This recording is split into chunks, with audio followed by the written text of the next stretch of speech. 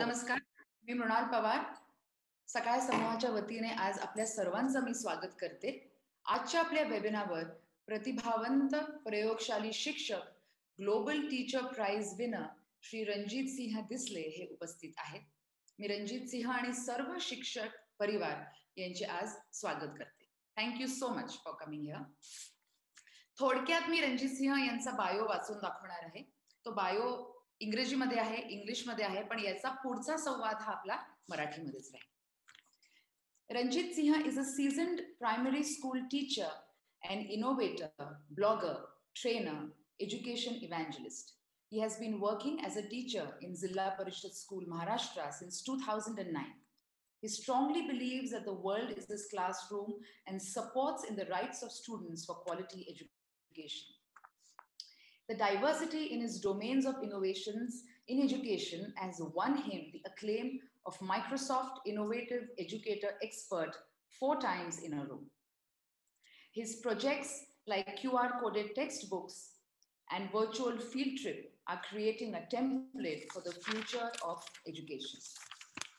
On his exposure to global teaching competencies and trends, he undertook mission to develop skill enhancement training programs for fellow teachers. This project got huge success with over 1,200 training programs across the state. In his commitment to SDGs, he has also designed and implemented various global projects. Ranjit Singh is well known in the teaching fraternity for his unique and groundbreaking approach to education. Such a quest for innovation in education led him to secure 12 patents and 2 copyrights under his belt. He has been recognized by many organizations like Microsoft and British Council throughout the globe. He's the only teacher in India whose hit refreshing story was published by Satya Nadella, the CEO of Microsoft. He is a Microsoft Fellow, Skype Master Teacher, Plickler's Ambassador, Flipgrid Certified Educator. He is also the recipient of the Global Teacher Prize in 2020. Thank you so much, Ranjit. आज तुम्ही वेळात वेळ काढून आज तुम्ही उपस्थित झालात. It's such a pleasure to have you, and I'm so honored to have this conversation with you. सुरू करूया just to, तुम्ही म्यूट वर आहात. Thank you so much Mrinal ji. आजच्या या सकाळ आयोजित कार्यक्रमामध्ये वेबिनारमध्ये सर्व सहभागी शिक्षकांचं देखील मी मनापासून स्वागत करतो. येस, सो लेट्स रिली तुमची स्टोरी आपण सुरुवातीपासून let's start from the beginning की जिल्हा परिषद प्राथमिक शिक्षक ते ग्लोबल टीचर प्राइज विनर शिक्षक मागे वळून पाहताना तुम्हाला ही वाटचाल कशी वाटते? म्हणजे what is the takeaway of this journey? खरंच जेव्हा मी मागे बघतो आणि पहिला दिवस 2009 5 जानेवारी 2009 तिथून सुरू झालेला प्रवास, अर्थात हा एक टप्पा गाठला असं म्हणूयात, पण खरंच खूप इट्स अ प्लीजिंग अँड खूप प्राऊड फील होतं की या 12 वर्षामध्ये इंडियाला प्राऊड फील करता आलं इंटरनॅशनल ग्लोबल लेवलवरती, आणि एका भारतीय शिक्षकाला जगातल्या सर्वोत्तम अशा किंवा शिक्षण क्षेत्रातलं नोबेल मानल्या जाणाऱ्या पुरस्कारासाठी निवडलं गेलं. अर्थात हा जो कोणी रणजित दिसले तुमच्या समोर आहे, हा एक रिप्रेझेंटेटिव्ह आहे महाराष्ट्रातल्याच नव्हे तर जगभरातल्या आणि भारतातल्या अशा नवक्रमशील शिक्षकांचं की जे वर्गामध्ये आपलं काम मुलांच्यासाठी काम करत असतात. तर अशा शिक्षकांच्या एक प्रतिनिधी म्हणूनच मला वाटतं की हा पुरस्कार मला दिला गेलेला असावा. 2009 ते 2020 हा जो काही प्रवास आहे, हा अनेक संकट, त्याच वेळी अनेक चांगले क्षण, अनेक अपयशाचे देखील क्षण, अशा समृद्ध अनुभवांनीच तो भरलेला आहे. पण या अनुभवातून खूप काही शिकता येतं. काही अपयशाचे म्हणतो ना की अपयश ही यशाची पहिलीच पायरी असते. तर अशा अपयशाच्या अनेक पायऱ्या चढल्यावरती जगाला तुमचं यश दिसत असतं. त्याच्यामुळे मला असं वाटतं की ते अपयश हे मला खूपदा शिकवून जातं आणि मागे बघतानाच ठळकपणे मला ते अपयशच जास्त समृद्ध करतंय असं वाटतं. बरोबर, ऍब्सोल्युटली ट्रू.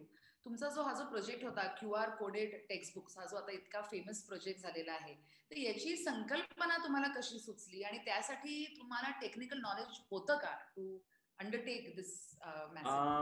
हो, अनेकांना असं वाटतं आहे की मे बी मी टेक्नॉलॉजीचा काहीतरी एखादा इंजिनिअरिंग कोर्स वगैरे केला, काही मला काही खूप सर्टिफाईड काही नॉलेज आहे. तर तसं काही नाहीये. Google हा एक माझा खूप चांगला गुरु आहे, की ज्याच्यामुळं मी अनेक गोष्टी मला हव्या तेव्हा आणि हव्या तशा मी शिकू शकतो. क्यूआर कोडेड पाठ्यपुस्तकांच्याच बाबतीत म्हणायचं झालं तर हा एक म्हणूयात ना, की I was searching something different और कुछ अलग ही हो गया. सो माझ्या वर्गातल्या मुलांसाठी जो मी डिजिटल कंटेंट बनवलेला होता, तर तो त्यांच्यापर्यंत मी कसा अगदी साध्या सोप्या पद्धतीने घेऊन जाऊ शकतो आणि ते कशा साध्या पद्धतीने ॲक्सेस करू शकतात, हा माझ्या समोरचा सर्वात महत्त्वाचा कन्सर्न होता. कारण मी सुरुवातीला काय करायचो, तर मुलांच्या पालकांच्या मोबाईलवरती तो डेटा ट्रान्सफर करायचं मेमरी कार्ड थ्रू. तर मग त्याच्यामध्ये काही अडचणी असं येत होत्या, की कधी-कधी त्या मेमरी कार्ड सपोर्ट करत नसायचं त्या फाईल फॉर्मॅटला. कधी-कधी फाईल करप्ट होऊन जायची. तर मग असे काही प्रॉब्लेम्स आम्हाला वारंवार येऊ लागले होते. तर याच्यावरचं सोल्युशन काय हा डोक्यामध्ये विचार माझ्या कायम राहत होता, की मग मग मी एके दिवशी जेव्हा दुकानामध्ये गेलो आणि त्या शॉपकीपरकडून जी वस्तू घेतली होती मी, तर त्याच्यावर तो कोड त्याने स्कॅन केलेला मी पाहिला आणि तो कोड स्कॅन केला, की लगेच त्याची प्राइस आणि इतर डिटेल्स मला स्क्रीनवरती दिसले. तर ते खूप साध्या सोप्या पद्धतीनं ते झालं. तर ती कृती माझ्या खरं तर डोक्यामध्ये क्लिक झाली, की यार इथे काहीतरी आहे, जे इझिली ॲक्सेसिबल आहे. सो मी घरी गेल्यानंतर मग परत Googleवरती सर्च केलं, की आता सर्च करताना पण माझ्या डोक्यात प्रश्न, की आता Googleला काय विचारायचं? सो कारण मला ते माहिती नव्हतं, की त्याला नेमकं काय म्हणतात. So instead of text search मी Googleला इमेज सर्च केला आणि ती इमेज क्लिक करून पाठवली. तर देन Google रिप्लाइड, की "this is a QR code." Then I learn की ते क्यूआर कोड कसे तयार करायचे, त्याच्यामध्ये डेटा कसा एम्बेड करायचा आणि मग असं केल्यानंतर मी माझ्या मुलांसाठी 27 क्यूआर कोड्स तयार केले. त्याच्यामध्ये त्या प्रत्येक पानाशी रिलेटेड आशय जो माझ्याकडे डिजिटल आशय स्वरूपातला होता, तर तो त्यामध्ये एम्बेड केला आणि ते मी पुस्तकावरती त्याच्या चिटकवले स्टिकर पेजवरती. अर्थात ते चिटकवण्याच्या अगोदर पण मला बरेच काही त्यांच्यावरती रिसर्च करावा लागला. कारण ती मुलं होती, ती काही क्यूआर कोड चांगल्या पद्धतीने ठेवतील असं काही नाही. ते फाडून टाकतात पुस्तकं, त्याच्यावर काही गिरगिट्टा करतात, पेननी काहीतरी करत बसतात, काहीतरी फाडणार, पाणी सांडणार, काही पण होऊ शकतं. सो मग त्याच्यानंतर ह्या सगळ्या कृती मला माहीत होत्या. त्याच्यामुळं असं प्रॉडक्ट असं डेव्हलप झालं पाहिजे, की त्या त्यांच्या सगळ्या कृतींवरती ते उत्तर असलं पाहिजे आणि म्हणून मग मी ते शेवटी डिसिजन घेतला, की ते स्टिकर पेजवरती, ग्लॉसी पेपरवरती आपण प्रिंट करायचे आणि मग ते मुलांच्या प्रत्येक पानावरती चिटकवले आणि मग ते मुलांना ॲक्सेस कसं करायचं, पालकांना त्याच्याबद्दल एक विशेष प्रशिक्षण दिलं गेलं आणि मग तसा हा प्रवास सुरू झाला. हा एका शाळेमध्ये छोट्याशा आमच्या परिसवाडीच्या शाळेमध्ये 1 वर्षभर राबवला. त्याचे चांगले रिझल्ट्स पाहून मग मी माढा तालुक्यातल्या 301 शाळांमध्ये आम्ही त्याचं पायलटिंग केलं आणि मग त्याचे रिझल्ट एनालिसिस आम्ही तत्कालीन शिक्षण मंत्री जे विनोदजी तावडे सर होते, तर त्यांना मी हा प्रोजेक्ट सबमिट केला आणि की असा प्रस्ताव दिला, की अशी पुस्तकं बालभारती देखील दे कॅन प्रिंट इझिली आणि मग त्यांच्या थ्रू मग त्यांनी त्याला मान्यता दिल्यानंतर आज त्याची अशी पुस्तकं 1ली ते 12वीच्या सर्व पाठ्यपुस्तकांमध्ये असे हे क्यूआर कोड्स मला पाहायला मिळतात.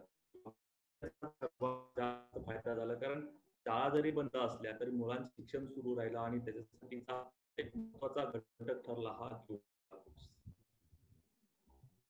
अगदी ॲब्सोल्युटली. आणि रणजित मला तुम्ही बोलताना हेच मला वाटतं, की just a power of observation. म्हणजे तुम्ही साध्या त्या दुकानात गेला असाल, तुम्हाला जे क्लिक झालं, की इथे काय होतं आहे and you are so curious, की you try to search and find out, की that is such an important element. I mean specially as a teacher, की to keep to be curious and to observe की आपल्यासोबत काय आहे.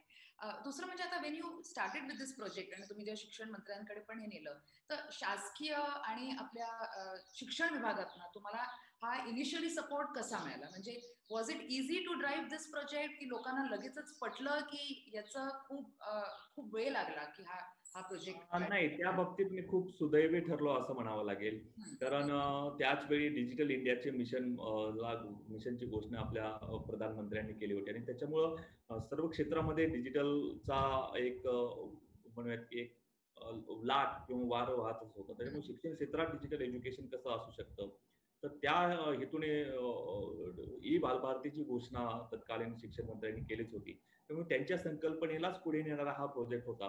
त्याच्यामुळं मला प्रशासकीय पातळीवरून फारसे कष्ट करावे लागणार नाहीत. अगदी 2-3 मीटिंग नंतर त्यांना ते पटलं. ते कशा पद्धतीनं पुढे घेऊन जायचं आहे, ते त्याच्यामध्ये काय अडथळे येऊ शकतात याची पूर्ण मी त्यांना कल्पना दिली आणि मग ते अगदी सहजरित्या पुढे केलं. आणि इतकंच नव्हे तर हा इनिशिएटिव्ह पाहून मग सेंट्रल गव्हर्नमेंटने एनसीईआरटीने 2019 पासून त्यांच्याही पाठ्यपुस्तकांमध्ये असे क्यूआर कोड्स छापायला सुरुवात केली. त्याच्यामुळे मला असं वाटतं की प्रशासनाच्या या धोरणामध्ये किंवा या वाटचालीमध्ये त्यांच्या त्या एक प्रोसेस सिस्टममध्ये मला फारसा अडथळा नाही आला. अगदी स्मूथली ते काम होऊन गेलं. कारण की हे म्हणजे इट्स व्हेरी इम्पॉर्टंट की गव्हर्नमेंटचा ज्या एज्युकेशन इनिशिएटिव्ह मध्ये your project aligned very well yes, yes. आणि म्हणून it really got that response.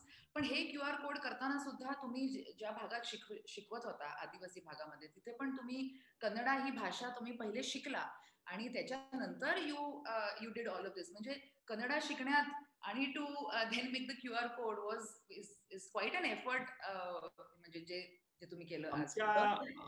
कसं व्हायचं आमच्या गावामध्ये की ज्या मुलींची लग्न व्हायची ती मोस्टली त्यांच्या त्या कन्नड भागामध्ये त्यांची लग्न व्हायची आणि मग ती मुलं शेवटी मामाच्याच घरी शिकायला यायची. मग त्यांची तिकडली 4-5 वर्ष तिकडे राहत असताना त्यांची मातृभाषा ही कन्नड राहायची आणि ती माझ्या वर्गात आली की त्यांची भाषा कन्नड घेऊनच यायची आणि माझ्या वर्गातली माझी भाषा किंवा इतरांची भाषा ही मराठी असायची.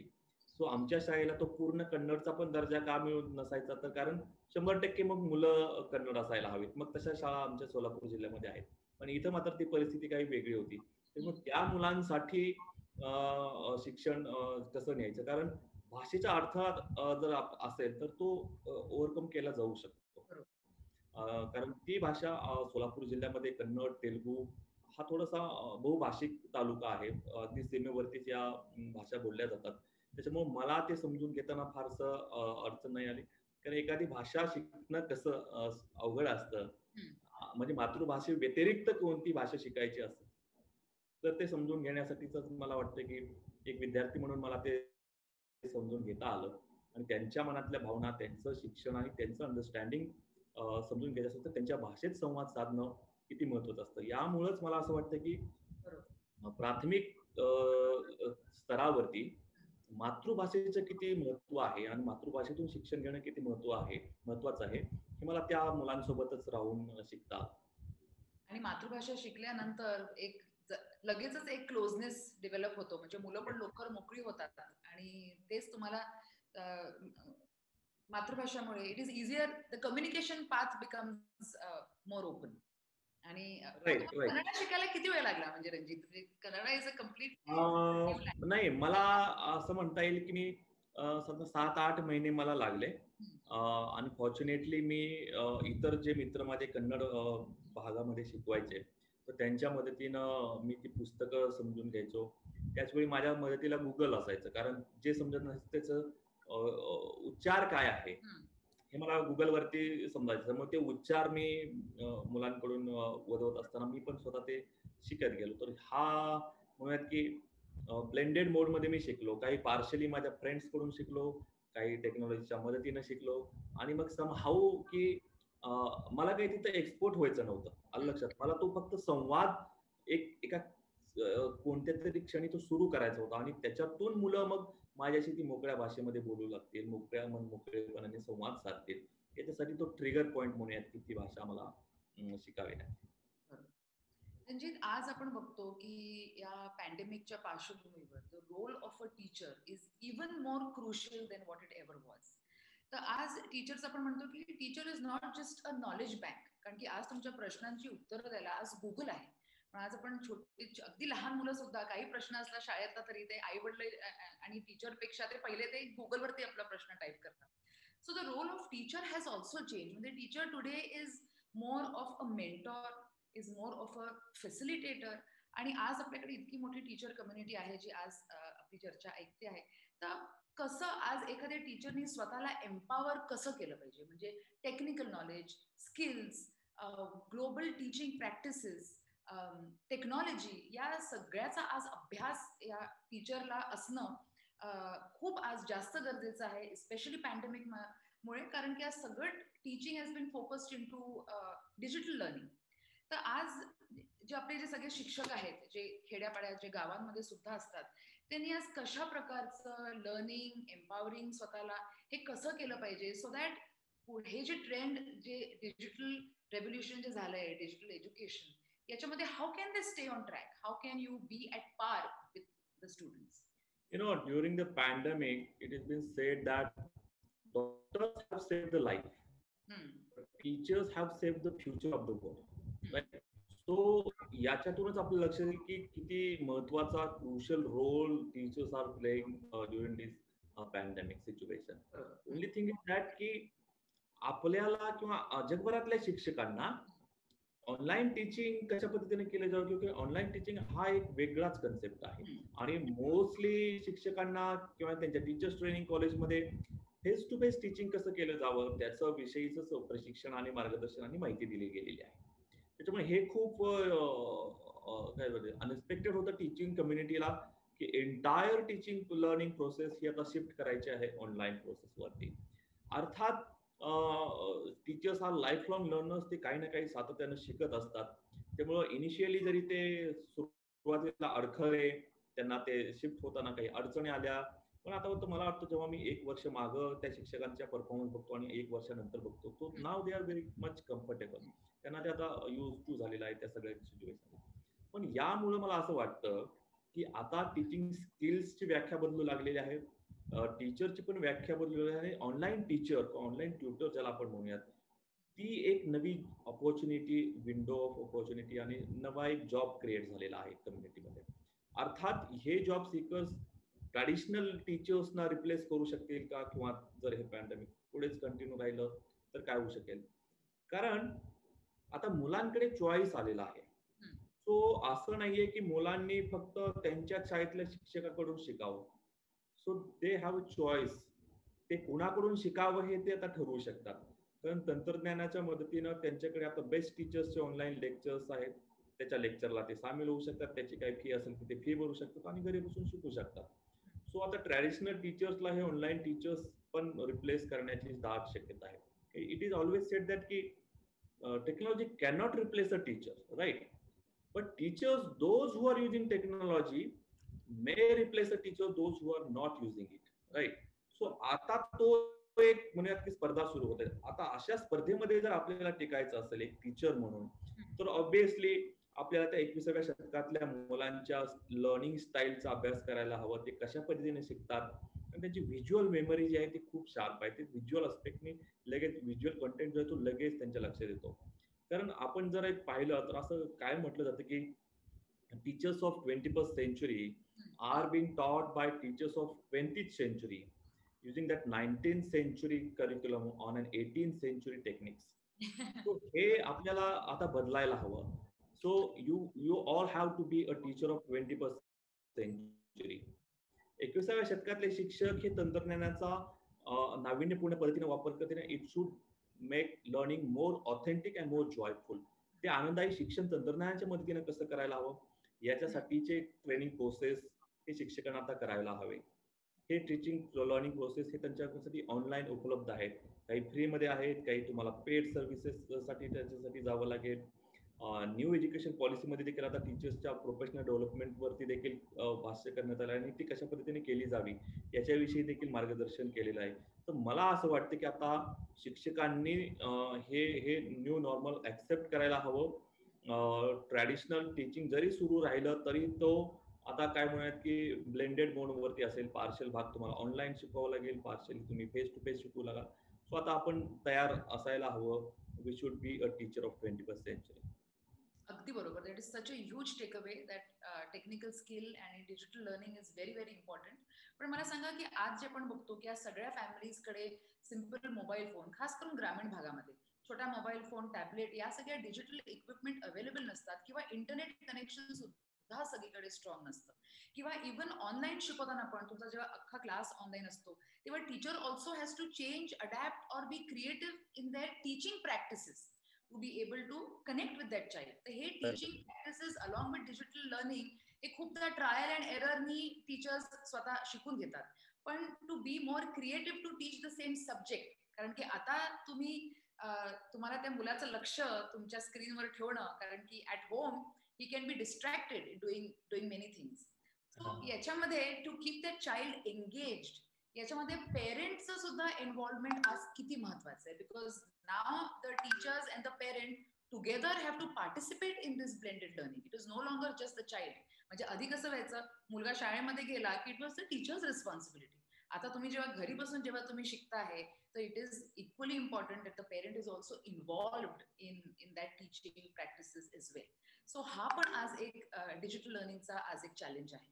याच्याबद्दल काय वाटतं? हे बघा, टीचर्सचा रोल हा म्हणूयात की एक पहिला सुरुवातीला माहिती पुरवणे हा असायचा, किंवा त्याच्याविषयीचे स्पष्टीकरण देणे हा असायचा, किंवा त्याच्या शंकांचं निरसन करणे हा असायचा. आता काय होतं ऑनलाईन टीचिंग मध्ये, क्लासरूम एंगेजमेंट, क्लासरूम मॅनेजमेंट हा एक खूप महत्वाचा भाग असतो. सो ऑनलाईन क्लास कसा एंगेज करावा, कसा मॅनेज करावा, त्याच वेळी तुमच्या समोर ब्लँक स्क्रीन असते, मुलं कॅमेरा ऑफ करून बसलेले असतात, so whether they are learning or not ते पण तुम्हाला कळत नसतं. सो अशा खूप साऱ्या गोष्टी घडत असतात पडद्याच्या मागं. मी काही निरीक्षण या ठिकाणी नोंदवू इच्छितो की मी अनेक शिक्षकांच्या ऑनलाईन क्लासमध्ये पार्टिसिपेट होतो, की जस्ट टू नो की what others are doing and what I am doing. तो अनेकांचं असं माझ्या लक्षात आलं की काही जण बॅक साईडला फळा ठेवतात आणि त्या फळ्यावरती ते स्पष्टीकरण आणि उदाहरणं लिहित असतात, आणि समोर कॅमेरा असतो आणि ते समजून सांगत असतात. सो ज्या पद्धतीनं तुम्ही ट्रॅडिशनल क्लासरूम मध्ये, पारंपरिक क्लासमध्ये शिकवत होतात, तेच तुम्ही आता पण करतात ऑनलाईन क्लासमध्ये. म्हणजे तुम्ही खडू फळा हा तुमचा कायमच मित्र राहिलेला आहे, त्याला घेऊनच तुम्ही फक्त तसं करताय. So this is not a way to engage a classroom, virtual classroom. And स्टुडंट्सना हे आय डोंट थिंक की ते त्यांना अपील होईल व्हर्च्युअली, कारण व्हिज्युअली त्यांना चित्रपट, मूवीज, गाणी बघायची सवय आहे. So teachers are not actors, पण teachers how they gonna connect and engage classroom. For example बघा, आता माझ्यासमोर ही पाण्याची बाटली आहे, ठीक आहे. अजून समजूयात की आपण 2-3 ग्लास माझ्यासमोर आहेत, एक लिंबू आहे, मीठ आहे, चमचा आहे, अशा सगळ्या गोष्टी माझ्या टेबलावरती आता ठेवलेल्या आहेत. तर मग मृणाल मला सांगा की त्यापासून मी काय करू शकतो? या टेबलावरती माझ्या वस्तू ठेवलेल्या आहेत, तर मग काय करू शकतो आपण या सगळ्या वस्तूंपासून? ग्लास आणि टेबल, ग्लास आणि पाण्याची बाटली जी आहे. येस, बघा टेबलावरती माझ्या ग्लास आहे, पाण्याची बाटली आहे, लिंबू आहे, चमचा आहे, मीठ आहे, ह्या सगळ्या वस्तू पडलेल्या आहेत. आता आपण काय करायला पाहिजे या सगळ्यापासून? काय करू शकतो सांगा?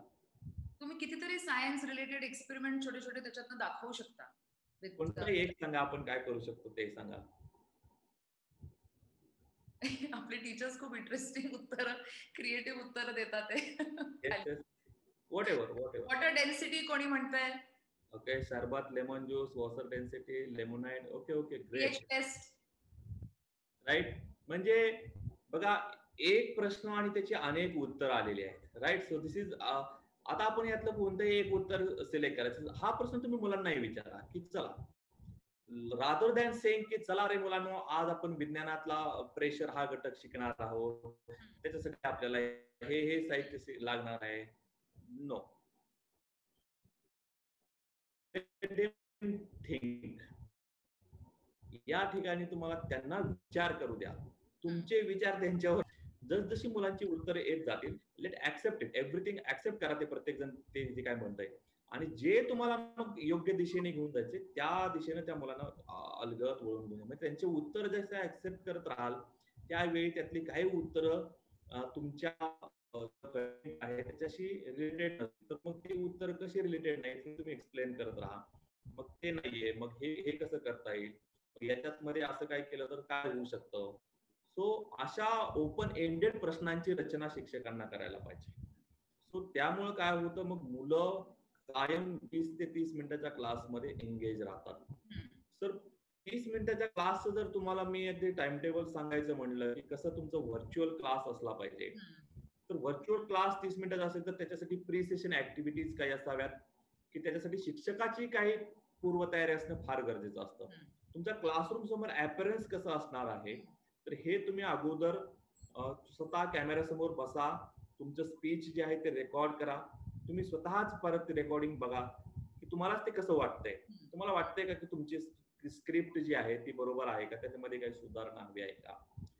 बॅक साईडला बघा, बॅकग्राऊंडला काय काय तुम्ही दाखवणार आहात. समजा तुम्ही पॉवर पॉईंट प्रेझेंटेशन करणार आहात किंवा स्क्रीन शेअरिंग करणार आहात, ते एकदा अगोदर चेक करून बघा. हे झालं तुमचं क्लास सुरू होण्याच्या अगोदरच्या ऍक्टिव्हिटीजच्या छोटीशी रचना.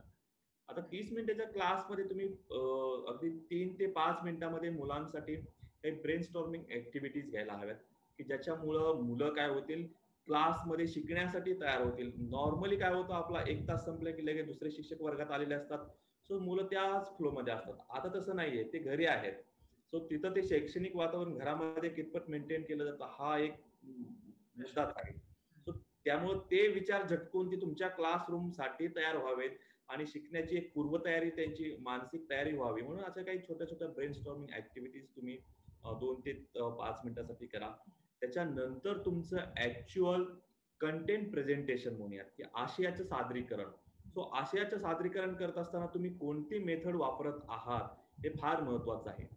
मी तुम्हाला सर्वांना सांगू इच्छितो की बिलकुल लेक्चर मेथडचा वापर करू नका. ती लेक्चर मेथड हा ऑनलाईन टीचिंगचा भाग नसते.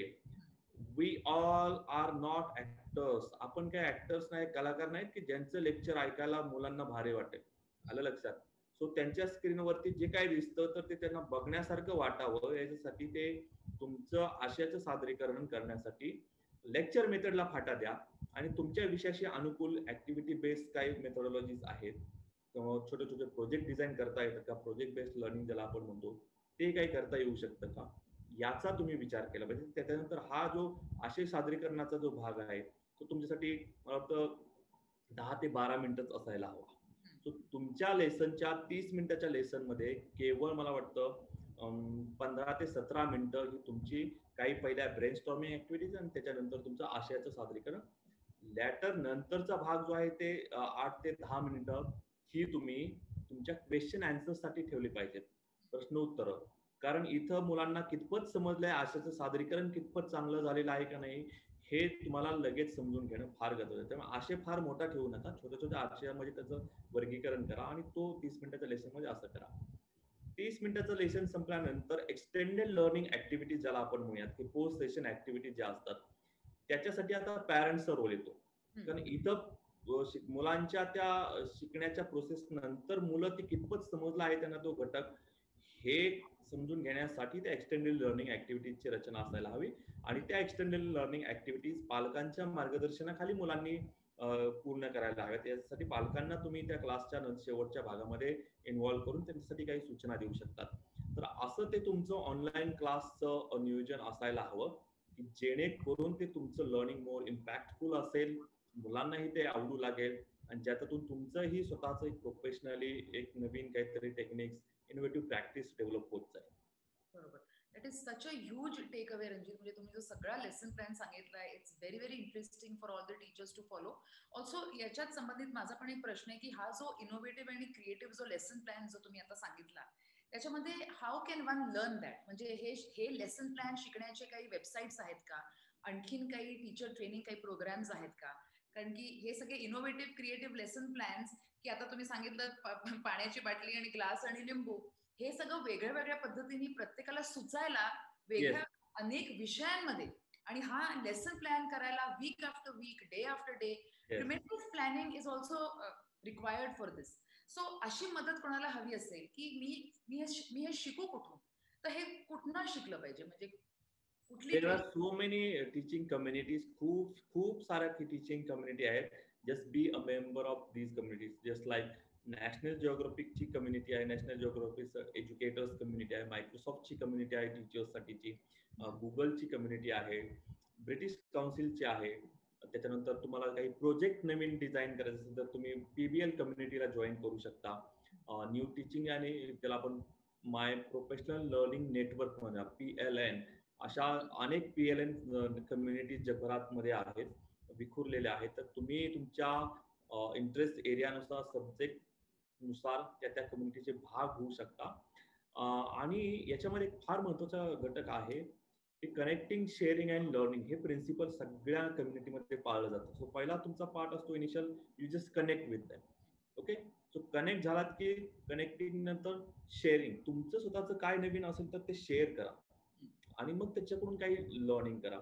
असं नाहीये की सगळ्याच 4थीला शिकवणाऱ्या महाराष्ट्रातल्या सगळ्याच शिक्षकांनी त्यांचे लेसन प्लॅन तयार करावेत. नो. कुणीतरी इतिहासातला एखाद्या घटकाचा लेसन प्लॅन तयार करावा. त्याने एका विशिष्ट कम्युनिटीमध्ये टाकावा. सो अनेक जण तो ट्राय करतील, तो बघतील, तो त्यांच्या वर्गात अप्लाय करता येतो का बघतील आणि मग त्यांच्या स्वतःचा काही वेगळा लर्निंग लेसन प्लॅन असेल तर तो तिथं अपलोड करत जातील.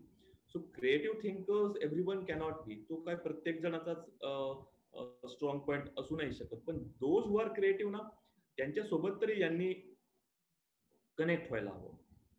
आणि ते कनेक्शन मधून तुम्हाला काही लर्निंग करता येईल, काही नवीन नवीन शिकता येईल. मला असं वाटतं की शिक्षकांनी आपल्याकडे शिक्षक संघटना असतात, तर तसं जगभरामध्ये काय असतं तर टीचिंग कम्युनिटीज असतात, पण ते प्रोफेशनली ते त्यांचं काम करत असतात. म्हणजे त्यांच्या जसं आपण शिक्षक संघटनांच्या अधिवेशन असले की त्याची पावती फाडतो ₹500 वगैरे देऊन आणि मग ते अधिवेशन असतात. तर तसं काय असतं, एक वार्षिक फी घेतली जाते आणि त्याच्या बदल्यामध्ये त्यांना दर महिन्याला काही वर्कशॉप आयोजित केले जातात आणि त्या वर्कशॉपमध्ये टीचर्स काय करतात, नवीन मेथोडॉलॉजीज शिकत असतात. तर असं त्यांचं फेस टू फेस काम तिकडेही म्हणजे चालू असतं आणि आता ऑनलाईन झाल्यामुळं त्याला प्रत्येकालाच त्याचा ऍक्सेस मिळतो आहे. तुम्ही त्याची नॉमिनल जी काही फीज असेल ती भरा आणि you can be part of this community.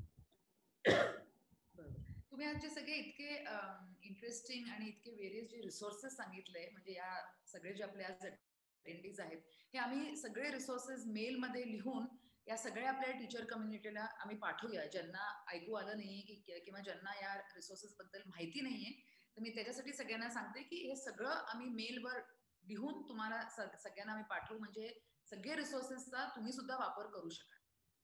म्हणजे ते सगळं ऐकून मला असं वाटतं की तुम्ही आता एवढे ग्लोबल स्तरावर सुद्धा तुम्ही इतकं काम केलेलं आहे, एवढे तुम्ही प्रोजेक्ट्स केलेले आहेत.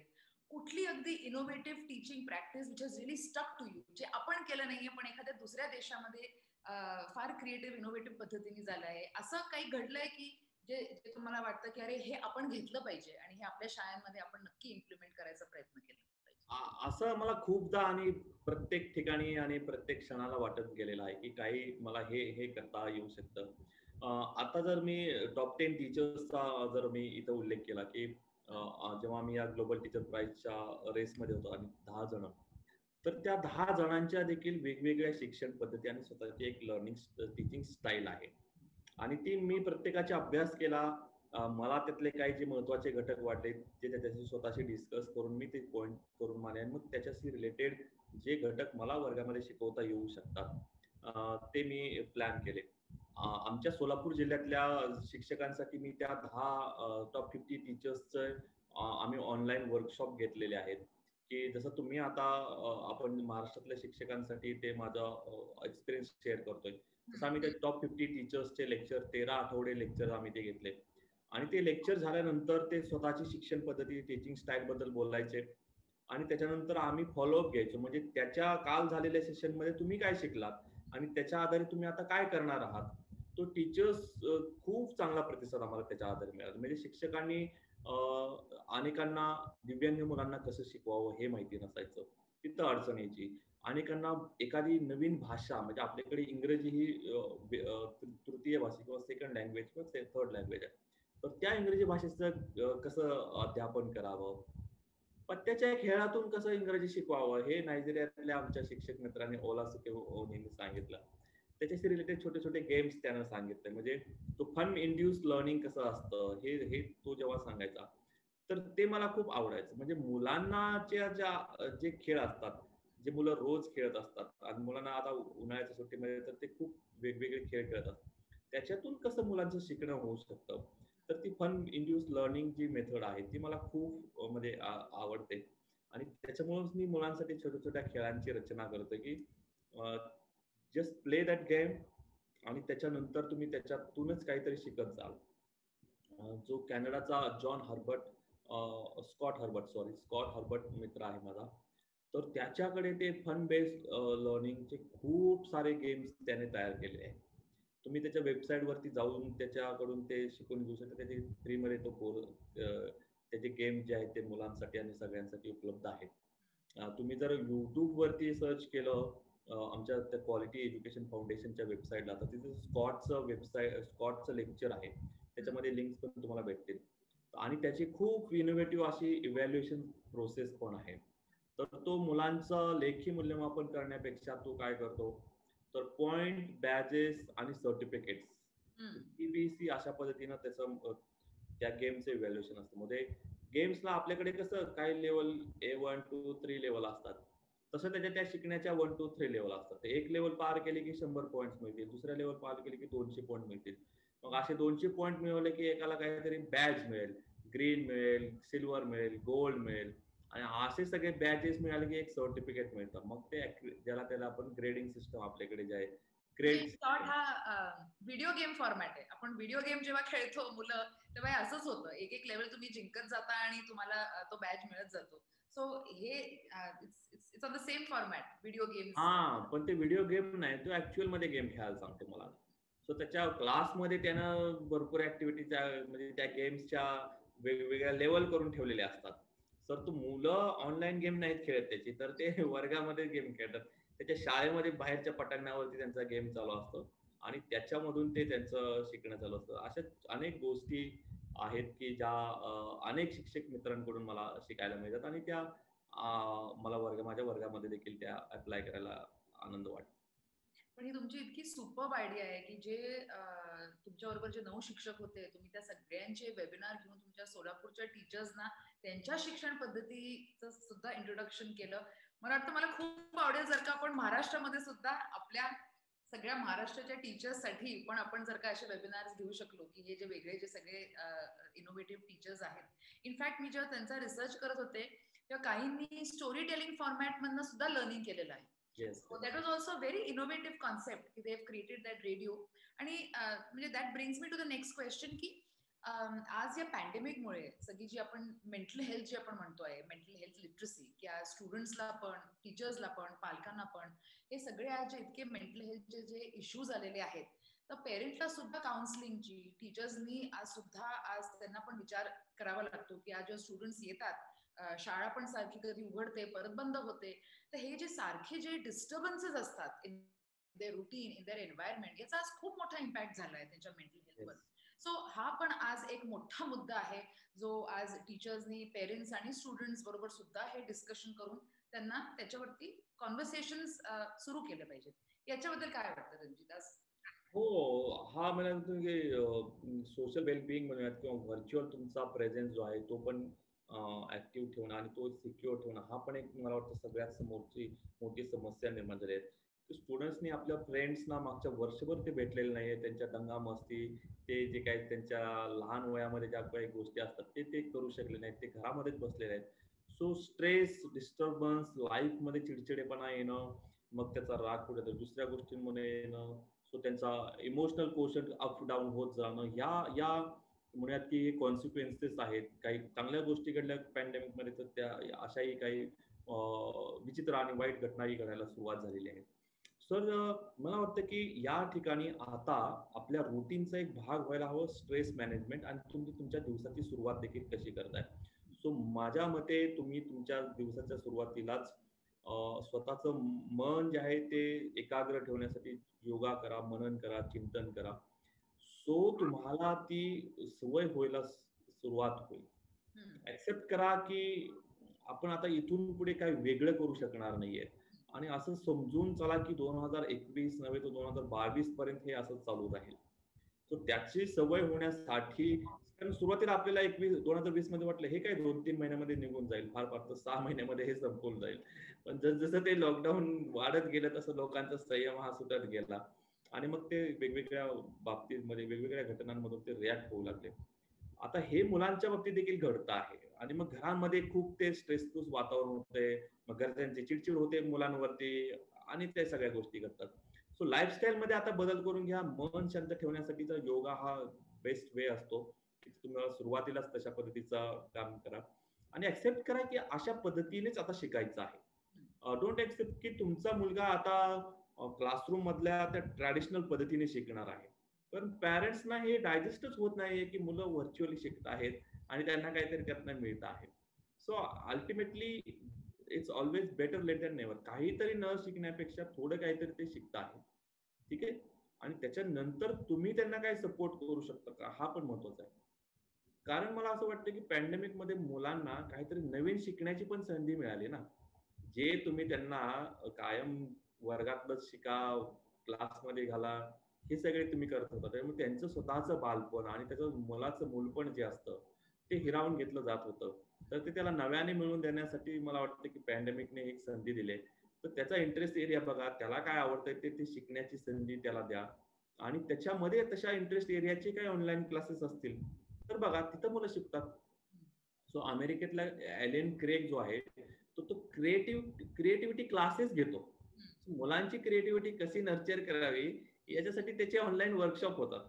सो अशा वर्कशॉपनं पॅरेंट्सने पार्टिसिपेट व्हावं, की मुलांना घरी ते पुस्तक शिकवण्याच्या भानगडीत पालकांनी पडू नये असं मला वाटतं. सो हा रोल ऑफ टीचर्स ते लेट देम डू. ते त्यांना करू द्या. तुम्ही त्यांना पुस्तक घेऊन लगेच ते शिकवायला जाऊ नका. त्याच्या मागे खूप काही कृती घटना घडाव्या लागतात तेव्हा ते मुलांना समजत असतं. सो अगदी ते इतकं सोपं नसतं, की वाचणं आणि ते मुलांना तुम्ही स्पष्टीकरण देऊन ते समजवणं. So this is not your role. तुमचा रोल त्याच्या इंटरेस्ट एरियानुसार त्याला काही करता येतं आणि काही नवीन शिकता येतं का? हे शिकवण्यासाठी तुम्ही वेबसाईटवरती, इंटरनेटवरती एक्सप्लोर करत राहा. काही नवीन तुम्हाला अपॉर्च्युनिटी मिळत असतील, मुलाला शिकण्याच्या संधी मिळत असतील, तर त्या मुलांसाठी तुम्ही ओपन करा. ना की त्याला ते ट्रॅडिशनल पद्धतीच्या टीचिंगमध्ये तुम्ही त्याला खेळवून ठेवा. कारण तिथून तुम्हाला असं वाटेल की it's not going to work. ते वर्कआउट होतच नाही. मग तुम्हाला ते डिप्रेस व्हाल, काय पैसे पण जातायत, शाळांची फी पण देतोय आम्ही, पण त्यातनं काही होत नाहीये. So it's not your role. तुमचा रोल हा त्याच्या इंटरेस्ट एरियामध्ये त्याला काही नवीन काही करता येतंय का? ते त्याला शिकण्याची संधी निर्माण करण्याचं तुमचं काम. ऍब्सोल्युटली. रंजित, आपल्याला काही 2-3 इंटरेस्टिंग प्रश्न होते आपल्या ऑडियन्स कडनं, टीचर्स कडनं. त्याच्यातला एक एक प्रश्न असा होता की आज जी मायग्रेंट मुलं आहेत, जी आज इकडून तिकडे आपल्या ऊसतोड कामगारांची मुलं किंवा कन्स्ट्रक्शन वर्कर्सची मुलं, जी एका एका ठिकाणी राहत नाही, त्यांना आपण शिकवण्याची पद्धत आपण आपण कशी करायची? म्हणजे what is the best way to teach them? कारण की त्यांच्या हातात टेक्नॉलॉजी किंवा चार्जिंगचं पण डिव्हाइस हे सगळं कदाचित नसू शकतं. सो आज कोणाला जर का मायग्रेंट मुलांबरोबर काम करायचं असेल किंवा त्यांना शिकवायचं असेल, तर काय नवीन पद्धतीने आपण मायग्रेंट मुलांना शिकवलं पाहिजे? हा प्रश्न किंवा मायग्रंट मुलांचाच नाहीये, तर जी मुलं ट्रॅडिशनल पद्धतीने पण शाळेत येतात, पण ज्यांच्याकडे access of internet and availability of devices नाहीये, तर अशी मुलं मग ती तुमच्या ऑनलाईन क्लास पासून बाहेर गेलेली आहेत. म्हणजे त्याला आपण की ऑनलाईन शाळाबाह्य मुलं आहेत अशी ती. आपली शाळा ट्रॅडिशनल मध्ये ती शाळाबाह्य असतात म्हणजे ती शाळेतच येत नाहीत. आता जी ऑनलाईन शाळेत येत नाहीत ती ऑनलाईन शाळाबाह्य मुलं झालेली आहेत. पण तुम्ही असं समजूच नका की टीचिंग करण्यासाठी जो मीडियम सॉफ्टवेअर इंटरनेट ऍक्सेस वापरत आहात, तो फक्त मुलांपर्यंत पोहोचण्यासाठी वापरायचा आहे. राईट? त्याला एक तुम्ही साधन म्हणून बघा, साध्य म्हणून बघू नका. म्हणजे ज्याच्याकडे डिव्हाइस नाहीये म्हणजे तो शिकणार नाहीये का, असं बिलकुल समजू नका. इथंच आपली गफलत होत चाललेली आहे की मुलांकडे मोबाईल नाहीयेत, मग ती मुलं कशी शिकणार आहेत? त्यांच्याकडे इंटरनेट नाहीये, तर ती कशी शिकणार आहेत? ती तुमच्या ऑनलाईन क्लासलाच येणार नाहीत. तर बघा मी काय सांगतोय, तर तुमच्या शाळेचं एका शाळेचे कार्यक्षेत्र ठरलेलं असतं. 1 किलोमीटर एरिया असतो. तो त्या 1 किलोमीटर एरियामध्ये असं समजा की एका वर्गामध्ये 20 मुलं आहेत. त्या वर्गातल्या अगदीच 2 ते 3 मुलांपर्यंतच इंटरनेटचा ऍक्सेस आहे, बाकीच्यांकडे नाहीये. तर अशा काही ऑफलाईन पद्धती शिक्षकांनी शोधून काढलेल्या आहेत. गुजरातच्या भरूच जिल्हा आहे. तर तिथला एक शिक्षक काय करतो, तर तो शिक्षक गावच्या ग्रामपंचायतीमध्ये जातो आणि तिथल्या माईक वरती मुलांना शिकवायला चालू करतो. ते साउंड प्रत्येकाच्या त्या चौकात लावलेले आहेत. तर त्याच्यामुळे प्रत्येकाला घरात बसून ते ऐकायला येतं. सो दिस इज क्रिएटिव्ह वे. तो जे जे असे जुगाडवाले शिक्षक असतात, जे क्रिएटिव्ह माइंड असतात, तर ते थांबत नाहीत. अडचणींवर मात करायचंय आणि काहीतरी उपाय शोधायचा आहे, हा विचार मनात ठेवा. जसं त्या भरोजच्या शिक्षकाने केलं. एक शिक्षक बीबीसीवर त्याची स्टोरी आली होती, की तो काय करायचा, त्याच्या टू व्हीलर बाईकवरती जायचा. त्या टू व्हीलर बाईकवरतीच त्याचं निम्मा अर्ध सामान म्हणजे फळा वगैरे त्या बिचाऱ्याने ठेवलेला असायचा. वरती छत्री पण असायची त्याच्यासाठी. तर तो एका चौकामध्ये थांबायचा. त्याच्यावरती तो माईकवरती अनाउन्समेंट करायचा, या सगळे या. ते एका कट्ट्यावरती जमायचे, त्यांच्यापासून सोशल डिस्टन्स ठेवायचा आणि त्या फळ्यावरती लिहून ते मुलांना सगळं समजून सांगायचं. सोलापूरमधल्या एका शाळेने भिंतीवरतीच पाठ्यघटक लिहून काढले. सो मुलं येता जाता त्या भिंतीवरती पाहूनच शिकायची, म्हणजे ऍटलिस्ट त्यांचं ते शिकणं सुरू राहिलं. सो असे काही क्रिएटिव्ह वेज शिक्षकांनी हे केले आहेत.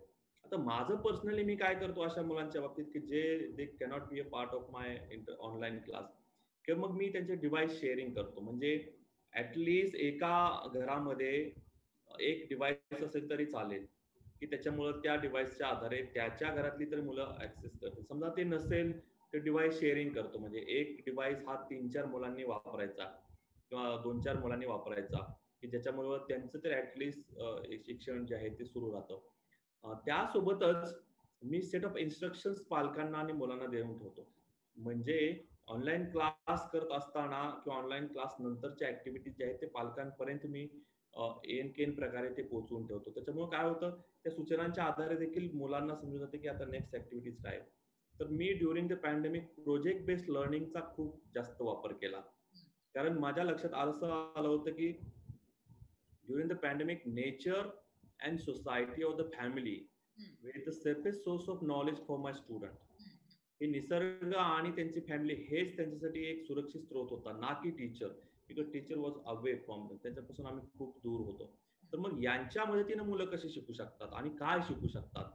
मी मुलांना ऍक्टिव्हिटी सीट मध्ये दिलं की तुम्ही रोज पाणी किती वापरता, तुम्ही वीज किती वापरता ते लिहून ठेवा, तुमच्या गावाचं तापमान किती आहे ते लिहून ठेवा. आणि मग आम्ही आठवड्यानंतर एकदा ऑनलाईन मीटिंग करायची. मग मी त्यांना प्रश्न विचारणार की 1 डिग्रीने जेव्हा तापमान वाढतं तेव्हा किती लिटर पाण्याचा वापर वाढतो, किती युनिट वीज वापरली जाते, जादा वापरली जाते, मग ती कुठं कुठं वाचवली जाऊ शकते, पाण्याचा वापर तुम्ही कुठं कुठं कमी करू शकता. So collecting a data is a skill, analysing a data is also a skill, and making a decision making ability ही खूप महत्वाची असते. सो मुलांनाच त्यांच्या डेटाच्या आधारे डिसिजन घ्यायला लावणं आणि त्याच्यासाठी ती अगोदरच्या कृती जे आहेत ते त्यांना करून घेणं, अशा पद्धतीचे छोटे छोटे प्रोजेक्ट मी त्यांना दिले. सो आपल्याकडे गावात किती पाणीसाठा आहे, मग एवढा पाणीसाठा एवढ्या लोकसंख्येला किती दिवस पुरेल, मग जर 3 महिने पाऊस नाही पडला तर मग किती लिटर पाण्यामध्ये कपात करावी लागेल आणि कोणत्या कोणत्या कामासाठीचं पाणी वापरणं सोडून द्यावं लागेल, हे मुलांनी स्वतःच लिहून सांगितलं की हे असं असं तुम्ही करता. So problem solving skill develop करत असताना अशा पद्धतीच्या कृती मी त्यांच्याकडून करून घेतल्या. आता मला सांगा, इथं मला कुठं टेक्नॉलॉजी वापरावी लागली का? सो ती कृती करणं हे त्यांच्यावरती मी सोडून देतो. तर मी फक्त इनिशियली कृती कोणती करायची हे सांगून दिले की रेस्ट ऑफ जॉब दे, तो त्यांचा भाग आहे. सो मला काही रोज उठून प्रत्येकाला विचारायचं नसतं की बाबा तुझे किती लिटर पाणी वापरलं. आता नोंदी करत असताना तिथं मॅथमॅटिकल कॅल्क्युलेशन्स आले. तो गणिती आकडेमोड करावी लागते. एकमेकांची आकडेवारी जेव्हा क्रॉस चेक करतात किंवा तपासतात, पडताळणा करावा लागतो. तिथं परत तुम्हाला स्किल आलं ते. सो माझ्याशी बोलत असताना मी काही असे आडवे-तिडवे प्रश्न विचारले, कम्युनिकेशन स्किल, माझ्या प्रश्नांचे उत्तर देण्यासाठीचा त्यांचे ऑथेंटिक डेटा असलं पाहिजे. तर अशा पद्धतीनं तुम्ही शिकवा. सो इथं मी मुलांना पर्यावरणाचे महत्व, पाण्याची बचत असे घटक ट्रॅडिशनल वेने शिकवायची गरज नाहीये. ती मुलांनी स्वतःच अनुभवलेलं आहे. सो असं तुम्ही शिकवा की ज्याच्यामुळं मुलं जास्त कार्यप्रवण राहतील आणि तुमचं काम थोडंसं कमी होईल. So brilliant. म्हणजे खरोखर जिथे there is a will there is a way. तुम्ही आता म्हटलं मायग्रेंट साठी सुद्धा तुम्ही शोधून काढू शकता, ज्याला खरोखर मनापासून शिकवायचंय ते you will Yes. Find a way for that. आणि आज तुम्ही इतके इंटरेस्टिंग प्रोजेक्ट्स आणि क्रिएटिव्ह आयडियाज दिलेत. आय एम शुअर की आज आपले सगळे शिक्षक खूप इन्स्पायर्ड आणि मोटिवेटेड आहे सोमवारपासून परत क्लास सुरू करायला. एका शिक्षकांचा असा प्रश्न पण होता की जसं तुम्ही शाळेच्या टेक्स्टबुक्स मध्ये QR कोड केला आहे, तसं ITI मध्ये सुद्धा जे वेगळे विषय असतात तिथे सुद्धा हा QR कोड ऑन टेक्स्टबुक्स आणि हे आपण वापरू शकतो का on other beside school in ITI? Yes yes yes. ITIच्या मुलांनी बिलकुल काळजी करू नका, कारण आता तुमचं जे स्किल डेव्हलपमेंट डिपार्टमेंट आहे त्यांच्यासोबत आम्ही खूप चांगली योजना तुमच्यासाठी आणि खूप मोठ्या योजनेवरती तुमच्यासाठी काम करतोय. सो ITIचे शिक्षक आणि मुलं यांच्यामध्ये जसं आता आम्ही टेक्नॉलॉजी ऍडव्हान्स केलेला आहे एज्युकेशन डिपार्टमेंट, तर त्या स्किल डेव्हलपमेंटसाठी देखील मी अगदी उत्साहाने काम करतो आणि त्यांचं डिपार्टमेंट देखील खूप इच्छुक आहेत शिक्षकांमध्ये आणि मुलांमध्ये ते परिवर्तन करण्यासाठी. सो ITIच्या शिक्षकांनी आणि ते मुलांनी पुढच्या काही 1-2 महिन्यामध्ये तुमच्यासाठी एक खूप चांगला platform, innovative teaching learning platform तयार होतोय. It is a tech enabled. हे QR कोड्स नव्हे तर याच्यापेक्षाही ऍडव्हान्स टेक्नॉलॉजीच्या मदतीनं तुम्ही शिकणार आहात. ते काम चालू आहे आमचं त्याच्यावर. म्हणजे तसं मी तुमचा बायो जेव्हा वाचत होते तेव्हा तुम्ही besides the text books and स्कूलवर तुम्ही दुसरे पण इतके ग्लोबल इंटरेस्टिंग प्रोजेक्ट्स केले आहेत. जसं आता तुम्ही स्किल एनहान्समेंट ट्रेनिंग केली इतक्या टीचर्ससाठी, किंवा तुम्ही लेट्स क्रॉस द बॉर्डर हा हा जो तुम्ही वेगळा प्रोजेक्ट केला, हे सगळी याची सगळी कल्पना इन्स्पिरेशन म्हणजे can you give a little background की याची सुरुवात कशी झाली आणि अजून पुढे पाईपलाईन मध्ये काय आहे? नाही नाही नाही, हे असं काय म्हणतात की जेव्हा तुम्ही लाईक माइंडेड पीपलच्या कम्युनिटीमध्ये असता, तुमचे विचार चांगल्या विचार करणाऱ्या शिक्षकांशी कनेक्टेड असता, तेव्हा तुमच्या माइंडला ब्रेनला काहीतरी असं फिडिंग मिळत जातं आणि मग तुमच्या डोक्यामध्ये तसे विचार येत जातात. सो ऑल क्रेडिट टू त्या कम्युनिटी सोबत. तर मी त्यांच्यासोबत मला वाटतं 8-9 वर्ष झालं की मी त्या कम्युनिटी जगभरातल्या कम्युनिटीचा भाग आहे. Specifically talking about let's cross the borders project, एके दिवशी मी ग्लोबल पीस इंडेक्स हा रिपोर्ट वाचत होतो आणि मग त्या रिपोर्टमध्ये काही इंटरेस्टिंग आणि शॉकिंग फॅक्ट्स होते की India, Pakistan, Israel, Palestine, Iraq, Iran या या एकमेकांशी भांडणाऱ्या देशांनी अरबो डॉलर्स हे खर्च केले होते एकमेकांशी भांडण्यासाठी, आणि तरी पण त्यांना त्याचं काही सोल्युशन निघत नव्हतं. म्हणजे अजून इंडिया जिंकतोय का पाकिस्तान जिंकतोय का कोण जिंकलंय हेही त्यांना कळत नव्हतं. Steel they are fighting. So माझ्या डोक्यात विचार आला की instead of spending that much amount in military and fighting with each other, याच्यापेक्षा निम्मी पैसा जर त्यांनी शिक्षणात खर्च केला असता तर सोल्युशन तरी निदान सापडू शकला असतं. सो मग हा थॉट प्रोसेस मनात ठेवून मग मी हा प्रोजेक्ट डिझाईन केला, लेट्स क्रॉस द बॉर्डर्स. तिथून त्याच्या ते डोक्यात माझ्या पिन आली की अरे हा असं काहीतरी करूयात. आणि मग हा विचार मी माझ्या पाकिस्तानच्या मित्राशी, इस्रायल आणि पॅलेस्टाईनच्या मित्रांशी सांगितला. त्यांनाही ते वर एक्सायटेड, अरे वा आपण काहीतरी करू शकतो याच्यातून. मग आम्ही 6 आठवड्याच्या प्रोजेक्टची रचना केली. 2018 पासून तो प्रोजेक्ट चालू आहे. 2030 पर्यंत तो चालू राहील, जेव्हा आपण सस्टेनेबल डेव्हलपमेंट गोल्स डेडलाईन ते 2030 ला अचीव करू. तर त्यावेळेस आय एम एक्सपेक्टिंग की आमच्या या लेट्स क्रॉस द बॉर्डर्सच्या पीस आर्मीमध्ये अराउंड 50,000 स्टुडंट्स असतील. आणि ऍक्च्युली आता ऑलरेडी आमच्याकडे 18,000 मुलांची पीस आर्मी आहे. तर आणि आता जेव्हा ग्लोबल प्लॅटफॉर्मवरती या प्रोजेक्ट विषयी खूप खूप शिक्षकांना सहभागी व्हायचे, अनेक जण एक्सायटेड आहेत पार्टिसिपेट होण्यासाठी. मला वाटतं आमचं टार्गेट्स आम्ही नेक्स्ट 2-3 इयर्स मध्येच अचीव करू की काय असं वाटतंय सध्या. ऍब्सोल्युटली. रणजित, म्हणजे आता माझा शेवटचा प्रश्न हाच राहील की आपल्या टीचर कम्युनिटीला as we are coming closer to ending आपला वेबिनार, काय शेवटचे शब्द that you want to tell? कारण की आज आपली टीचर कम्युनिटी सुद्धा is under a lot of stress. Digital शिकवण्यामध्ये सुद्धा काम खूप वाढलेलं आहे. शाळा सतत उघडतात आणि बंद होतात. मेंटल हेल्थ इश्यूज आज स्टुडंट्सचे, पेरेंट्सचे, इन्स्टेबिलिटी, इकॉनॉमिक इन्स्टेबिलिटी, जॉब्स नाही, हे आज सगळे इतके वेगळे विषय आहेत की आज शिक्षक फक्त शिकवण्याचंच काम नाही, पण एक literally is becoming like a psychological counsellor also to both the student and the parent. म्हणून आज शिक्षकाची जबाबदारी आणि त्याची रिस्पॉन्सिबिलिटी आज खूप वेगळी आणि खूप इमेन्सली वाढलेली आहे, आणि त्याचा role in society as a teacher. So तुम्हाला त्या बाबतीत व्हॉट इज द मला वाटतं भारतातले किंवा ह्या ज्या थर्ड वर्ल्ड कंट्रीज असतात, डेव्हलपिंग कंट्रीज असतात, इथल्या शिक्षकांकडे खूप कामं असतात. म्हणजे अपार्ट फ्रॉम टीचिंग ते खूप अकॅडमिक ऍडमिनिस्ट्रेटिव्ह हे सगळेच कामं करत असतात. त्याच्यामुळे त्याचा इम्पॅक्ट जो आहे तो त्यांच्या परफॉर्मन्सवरती होतो. अल्टिमेटली होणं शक्यच आहे. कारण आपणही पाहतो की आता कोरोनाच्या कामामध्ये शिक्षक आहेत, तिकडे त्यांना कोरोनाचं सर्वेक्षण करायला लावतात, मग इकडे म्हणतात की चला ऑनलाईन क्लास पण घ्या. सो हे शक्य नाही. हे असं, कारण शिक्षण हा किंवा टीचिंग हा काही असा ये रे चल बस खुर्चीवर आणि शिकव असा तो भाग नाही. त्याच्या अगोदर पण खूप काही प्रिपरेशन होणं गरजेचं असतं आणि लॅटर पण ते, कारण त्याचं फॉलोअप घेणं गरजेचं असतं. सो मला असं वाटतं की शिक्षकांनी आता अशा जे काही तुम्हाला नॉन अकॅडमिक म्हणूयात किंवा ऍडमिनिस्ट्रेटिव्ह असं, सो लेट्स त्याचं एक चांगलं प्रॉपर प्लॅनिंग करायला शिका. जर तुम्ही ते प्लॅनिंग करू शकलात तर माझ्या असं लक्षात येतं की वारंवार तीच माहिती आपल्याकडून प्रशासनाकडून येत असते. म्हणजे ते रिपिटेटिव्ह असतं, त्याच्यामध्ये थोडं ऍड ऑन केलं की ते पुढे तेच होतं.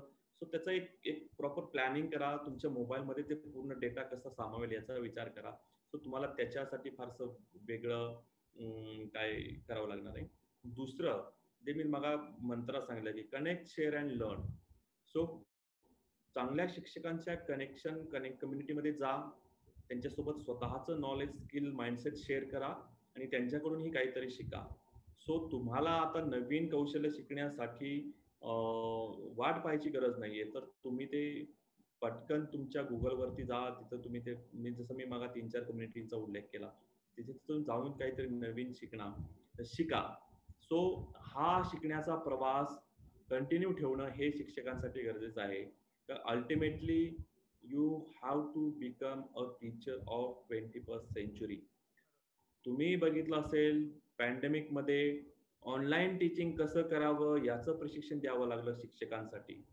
पण ऑनलाईन लर्निंग कसं करावं हे मुलांसाठी प्रशिक्षण वर्ग आयोजित केले गेले नाहीत. कारण आपण असं समजून चाललोय की ती मुलांना येतं, ते टेक्नॉलॉजी त्यांचा सवयीचा भाग आहे. सो मुलं ॲडव्हान्स झालेली आहेत टेक्नॉलॉजीच्या मदतीने शिकण्यासाठी. तर त्या टेक्नॉलॉजीच्या मदतीने शिकवणं कसं साधं सोपं करता येईल हे तुम्ही शिकायला हवं आता एक शिक्षक म्हणून, जेणेकरून तुम्ही अल्टिमेटली त्या 21व्या शतकातल्या मुलांचे 21व्या शतकातले शिक्षक होऊ शकाल. एवढंच मला तुम्हाला सांगणार आहे. Thank so much for listening to me as well. अगदी thank you so much. It was so inspiring, motivating आणि इतके टेकअवेज आणि तुम्ही इम्पॉर्टंट पॉइंट्स आज सांगितले आहेत की आय एम शुअर सगळ्यांना आज खूप उत्सुकता, सगळे बरंच रिसर्च करतील I am sure on all the websites आणि the resources that you have mention. आणि this was a very very helpful webinar for all the teacher community. मी सुद्धा खूप शिकले रंजित आज तुमचं सगळं ऐकून. एवढे तुमचे I mean so motivating and inspiring to listen to you. इतकं तुम्ही प्रचंड काम केलं आहे. It was such a pleasure and absolute pleasure to have you. मी परत सकाळ समूहाच्या वतीने आपल्या सर्वांना एक खूप मोठा थँक्यू. रणजित सिंह दिसलेंना माझ्यातर्फून अगदी थँक्यू व्हेरी मच. धन्यवाद for coming, giving your time for all of us today आणि interacting with the teacher community. आणि आय होप आपण पुढे परत भेटू आणि सगळ्या टीचर्सशी परत इंटरॅक्ट करू. पण थँक्यू सो मच सगळ्यांना. Thank you so much. बाय.